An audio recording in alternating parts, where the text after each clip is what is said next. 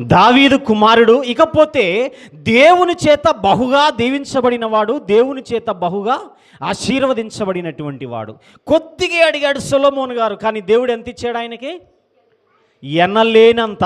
అంతగా ఆశీర్వదించబడినటువంటి ఈ సొలొమోనుకి దేవుడు ఏమయ్యాడు? ఇప్పుడు ఏమయ్యాడు?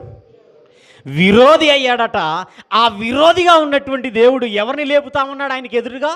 హదదు అనేటువంటి ఒక వ్యక్తిని ఆయన తరపున సొలొమోనుకు, రాజైన సొలొమోనుకు విరోధిగా లేపాడట. ఏం చేయబడిందండి సొలొమోను గారి జీవితం? బహుభార్యత్వాన్ని కలిగి వారికి లొంగిపోయినటువంటి వాడై, వారు ఏ దేవుళ్ళనైతే ఏ దేవతలనైతే వారు ఆరాధిస్తూ వచ్చారో ఆ బయలు దేవతలకు ఆయన ఆరాధనలు జరిగిస్తూ వచ్చాడు.